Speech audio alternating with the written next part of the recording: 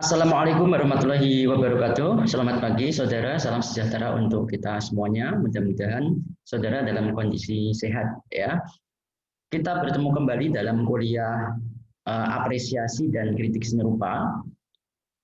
Setelah pada pertemuan sebelumnya, ya, saudara sudah memahami pengertian apresiasi, ya, khususnya apresiasi seni rupa serta hal-hal yang berkaitan dengan apresiasi. Saat ini kita akan memfokuskan pembahasan pada pertemuan ini, yaitu berkenaan dengan proses, ya, apresiasi seni rupa. Ya, hari ini kita akan bertanyakan nih, bagaimana apresiasi itu harus dapat dilaksanakan. Saudara, setelah mengikuti kuliah ini, Anda diharapkan memiliki pemahaman yang baik, pemahaman yang tepat tentang prosedur atau langkah-langkah apresiasi dan ruang lingkupnya, ya, serta bagaimana jika kita harus menerapkan apresiasi itu. Nah, ini sangat penting, saudara, sebab persoalan apresiasi sebenarnya ada di dalam bagian yang tak terpisahkan dalam bidang kesenirupaan, tetapi nyaris tidak mendapat banyak perhatian, ya, dari berbagai kalangan, ya, dan nyaris sedikit penelitian-penelitian yang membahas tentang apresiasi. Kali ini kita akan fokus membahas proses apresiasi seni rupa. Sebagai pengawal dalam kuliah ini saya akan menyajikan ruang lingkup, ya, ruang lingkup apresiasi seni kepada saudara, ya. Apresiasi seni sesungguhnya ini bisa diposisikan dalam dua aktivitas. Yang pertama adalah apresiasi seni yang bermakna pengenalan terhadap dunia seni. Jadi apresiasi seni juga bisa dimaknai pengenalan terhadap dunia seni, ya. Misalnya begini, apabila kita akan ingin mengenal lebih jauh tentang seni, maka sudah selayaknya kita harus mengetahui pengetahuan dan hal-hal yang berkaitan dengan seni. Itu kita sebut sebagai wawasan seni, ya. Jadi mengapresiasi seni itu bisa dimaknai sebagai mengenali seni, jadi mengenali seni. Jika yang dihadapi kita adalah karya seni, maka kita mengenali karya itu. Bila yang dihadapi adalah dunia seni secara umum, maka kita mengenali dunia seni itu secara umum. Lingkup yang kedua dalam kegiatan apresiasi seni adalah sebagai kinerja psikis. Ya, apresiasi seni sebagai kinerja psikis dalam diri individu saat menghadapi karya seni. Ya. Kinerja psikis di sini maksudnya adalah aktivitas-aktivitas pribadi, ya, seseorang individu dalam merespons stimulus yang ada di depannya. Ya, stimulusnya itu apa? Yaitu karya seni. Jadi karya seni di sini sebagai stimulus, ya, yang dilihat, yang disaksikan, yang diamati oleh pengamat, oleh seseorang, sehingga seseorang itu di dalam dirinya terjadi aktivitas kinerja psikis, ya. Nah, ruang lingkup apresiasi seni yang semacam ini pada gilirannya, pada akhirnya akan menimbulkan kepekaan estetik, ya.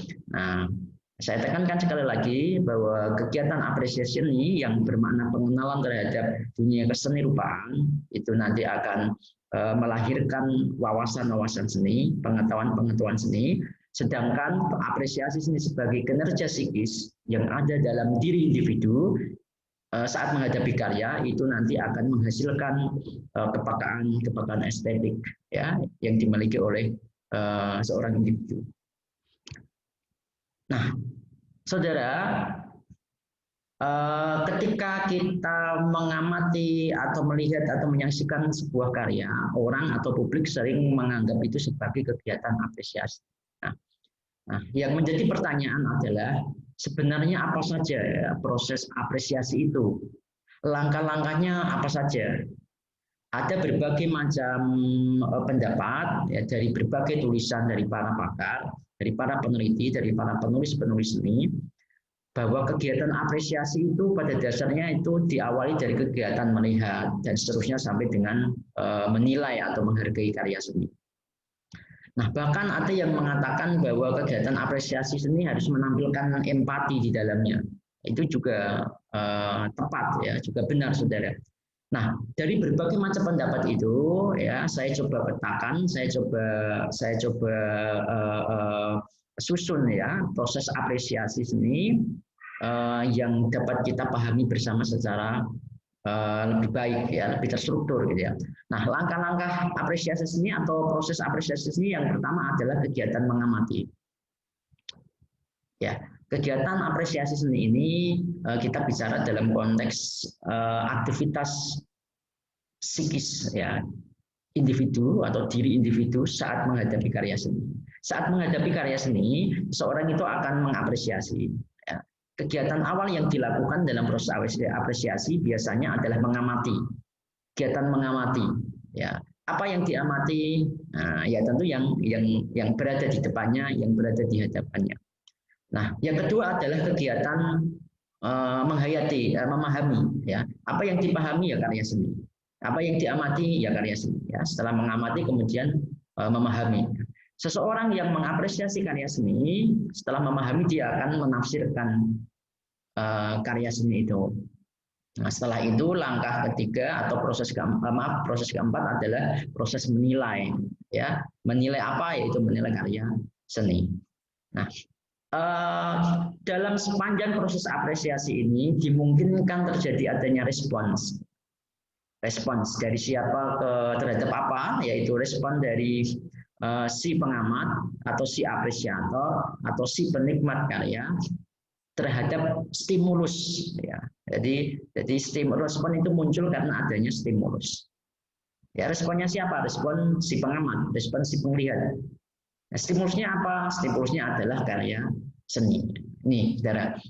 Dan output dari proses apresiasi adalah penghargaan terhadap karya atau penghargaan atas karya itu sendiri. Ya. Nah, saudara, ketika saudara berkunjung ke galeri atau juga menyaksikan orang-orang yang berlalu lalang di dalam ruang pameran, kemudian dia menyaksikan karya, melihat karya dan seterusnya, tentu saudara akan bertanya-tanya, ya, apa sih yang mereka lakukan? Sebenarnya secara umum yang mereka lakukan adalah mengapresiasi karya seni, ya. Secara umum mereka mengapresiasi karya seni melalui kegiatan mengamati, memahami, menafsirkan, dan menilai sampai akhirnya dia menghargai karya seni. Nah, persoalannya kemudian ketika kita itu mengamati, ya, hal-hal apa sih yang bisa diamati di dalam karya seni itu apa ya? Ya kita tahu yang diamati adalah karya seni. Tetapi bagian apa di dalam karya seni yang kita amati? Ini yang harus kita diskusikan. Ya, apakah kita mengamati subjek gambarnya, subjek seninya, atau kita mengamati medianya, atau kita mengamati cara karya itu didisplay dan seterusnya. Ini harus jelas dulu, gitu ya. Apa yang kita amati sebenarnya di dalam proses apresiasi seni. Nah, berikutnya juga ketika kita memahami ya persoalannya, kita tahu bahwa ada proses memahami. Yang menjadi persoalan adalah hal apa di dalam karya seni yang kita pahami. Ini kan yang harus kita diskusikan, ya. Nah, begitu juga dengan menafsirkan. Iya benar kita menafsirkan karya. Tetapi apa sih hal-hal apa di dalam karya seni yang bisa kita tafsirkan? Kemudian menilai hal apa yang ada di dalam karya seni yang bisa kita nilai. Nah, atau dengan kata lain, kalau bisa saya simpelkan, sederhanakan, ya, dalam sebuah pertanyaan begini: ketika kita mengapresiasi, kita itu mengamati apa di dalam karya seni, kita itu memahami apa di dalam karya seni, kita itu menafsirkan apa di dalam karya seni, dan kita itu menilai apa di dalam karya seni, ya. Nah, ini persoalan yang harus kita diskusikan bersama, ya, sehingga pemahaman saudara terhadap proses apresiasi melalui mengamati, memahami, menafsirkan dan menilai yang akhirnya mengarah pada penghargaan karya itu bisa benar-benar mendalam. Nah, mari kita pecahkan satu persatu, saudara, ya. Nah, kita sedikit berlatih ya bagaimana kita menerapkan proses apresiasi itu ya ketika kita menghadapi sebuah karya. Baik, misalnya saya sajikan sebuah karya dengan subjek Sapi yang meregang nyawa. Ini karya Inyoman Wijaya 2009 ya, satunya pada kanvas. Nah, saudara, penerapan dari kegiatan mengapresiasi dalam proses apresiasi, kegiatan mengamati ya dalam proses apresiasi, ini bisa kita lakukan dengan cara mengidentifikasi materialnya. Ya misalnya saat kita mengapresiasi dengan tahap awal mengamati itu kita harus melakukan apa? Yang pertama kita bisa mengidentifikasi material. Nah, kita bisa identifikasi nih ya, judul karya seni ini apa gitu ya. Ukurannya berapa, tahun berapa ini dibuat, dan dengan bahan apa ini diciptakan gitu ya. Nah, hal yang paling awal dilakukan oleh publik terhadap karya seni itu biasanya adalah hal-hal yang berkaitan dengan pengamatan kasat mata, berkaitan dengan identifikasi karya. Ya, ya ini lazim dilakukan dalam proses apresiasi, baik itu terhadap karya seni maupun bukan. Nah, misalnya saya di pinggir jalan itu melihat ya, melihat ya atau saudara ya di tengah jalan berhenti kemudian melihat ada laki-laki tampan, ada cewek cantik ya, atau saudara di ruang kelas gitu ya, sesi pertama kuliah misalnya, siapa sih dia sangat menarik gitu ya, dan seterusnya. Nah, hal pertama yang akan saudara pertanyakan kadang-kadang siapa namanya, gitu ya, asalnya dari mana, dan seterusnya. Ya, jurusan apa, ya program studi apa, fakultas apa, dan seterusnya. Nah, hal pertama yang muncul ketika pertanyaan-pertanyaan awal yang muncul ketika saudara berhadapan dengan objek atau dengan subjek tertentu, baik itu berkaitan dengan seni maupun non seni, ada hal-hal yang berkaitan dengan identifikasi awal. Nah, dengan demikian kegiatan mengamati ya isinya itu sebagai proses awal dalam mengapresiasi karya. Nah, jadi implementasinya dalam kegiatan mengamati saudara bisa melakukan identifikasi karya. Apa itu judulnya, kemudian tahunnya berapa, dan seterusnya ya. Masih dalam kegiatan mengamati, saudara juga bisa mempersoalkan atau mempertanyakan siapa pelukisnya, gambar apa yang kira-kira Anda lihat, itu tentang apa sih gitu ya.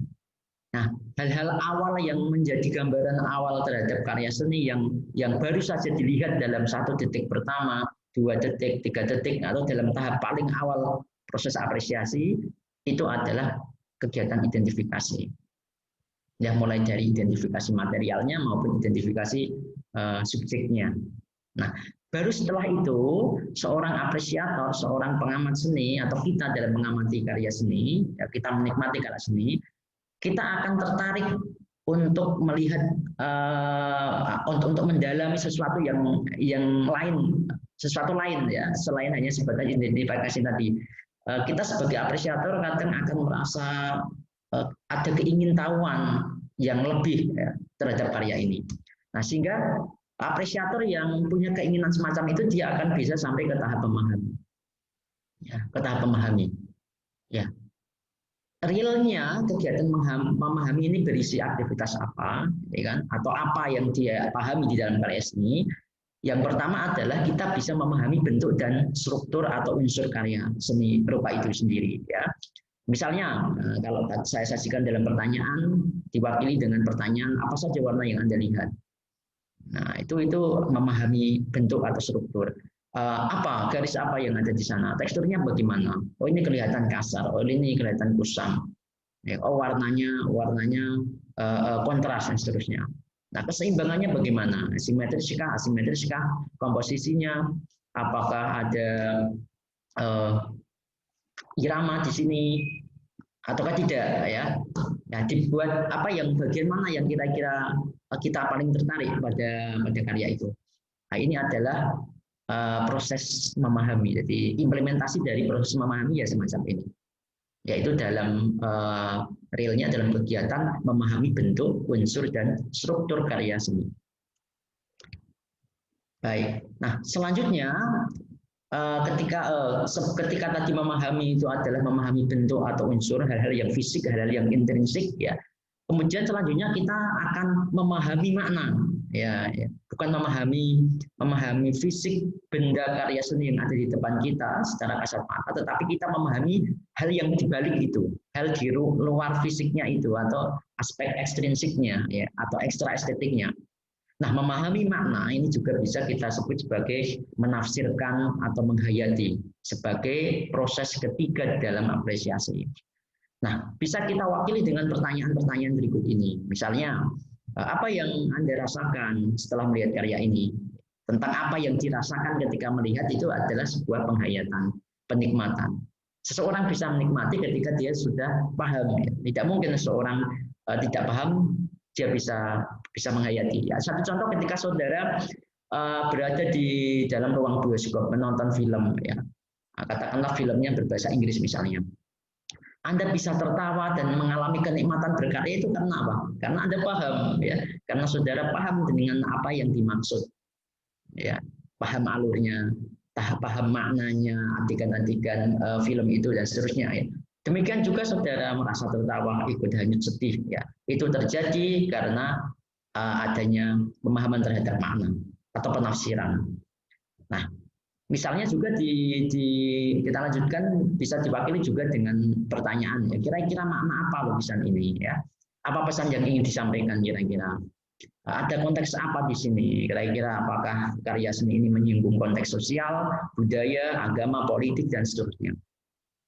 Nah, saudara, pertanyaan-pertanyaan inilah yang bisa kita kemukakan atau kita lakukan sebagai aktivitas real ya dalam proses menafsirkan atau menghayati sebuah karya seni.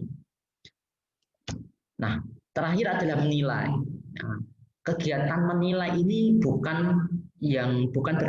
dalam arti kegiatan menjustifikasi atau mengevaluasi karya seperti yang dilakukan oleh kritik seni.